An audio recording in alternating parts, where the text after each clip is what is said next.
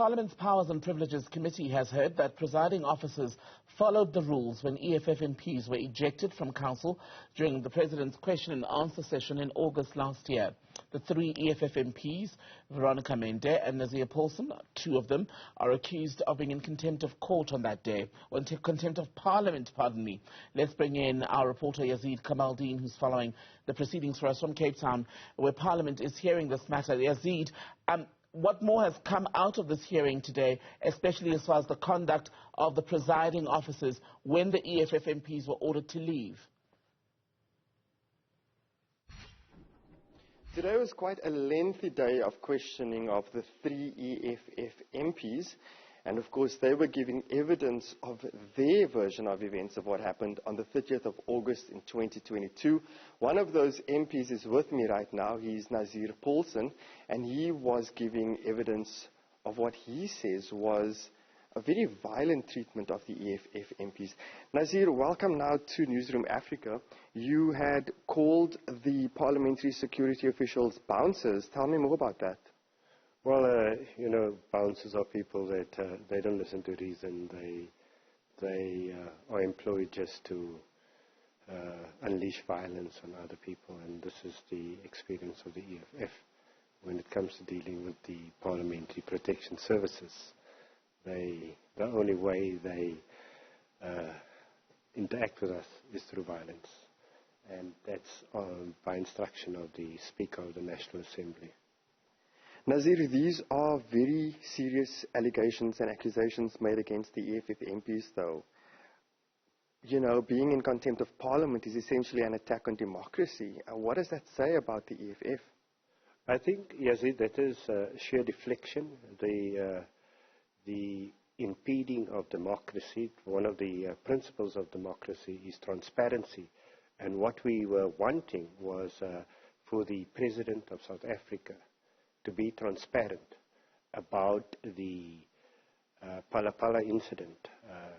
Our members wanted to raise questions on the 30th of August 2022 about the Phala incident.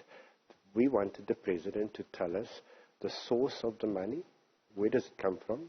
It's a lot of money. Why wasn't it declared? And still, why has the President not been charged with wrongdoing for being in possession of so much foreign currency? Now, MP Paulsen, the other thing is, though, the video evidence showed that you had lifted your hands towards a security official in Parliament. What is your version of events? What was happening in that moment? Well, Yazid, you lifting your hand to move the mic towards me. I lifted my hand to try and indicate to the Parliamentary Protection Services there's currently a process underway. The Commander-in-Chief of the EFF is appealing for the Speaker of the National Assembly to apply the rules consistently and to give the member in question a warning before asking him to leave. And that process is underway. So I'm asking them to allow this process to run its course, and then they can do whatever they need to do. But obviously, while appealing to them, they are busy removing me. And as they remove me, the Speaker says, you may as well leave. Now, that's not procedural. They cannot just do as they wish. The Speaker has to ask them to remove me from chambers. Mm-hmm. And today's evidence from all three EFF MPs also talked about being silenced in Parliament. What is that about? Well,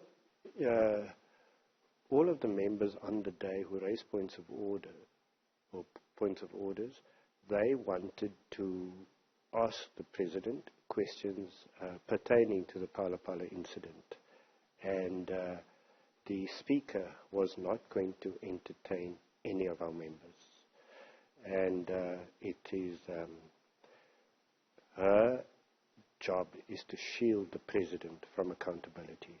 Now, if there's anybody that's impeding democracy in this country, it is the ANC.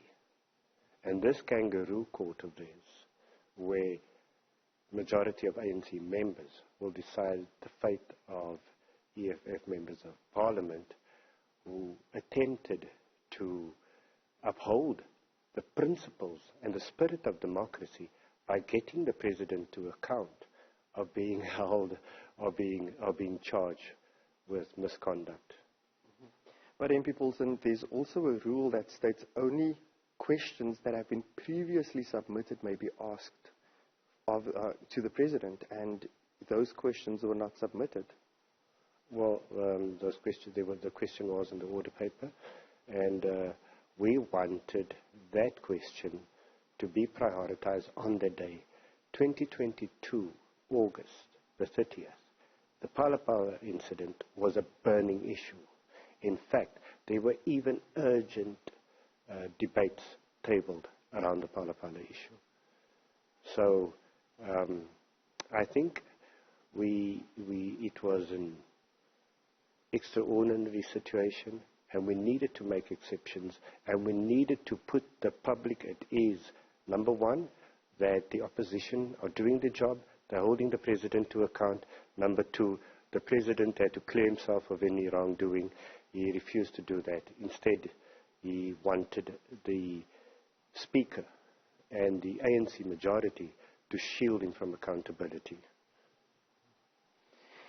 Well, that was EFF MP Paulsen telling his side of the story of what exactly happened on August 30th, 2022.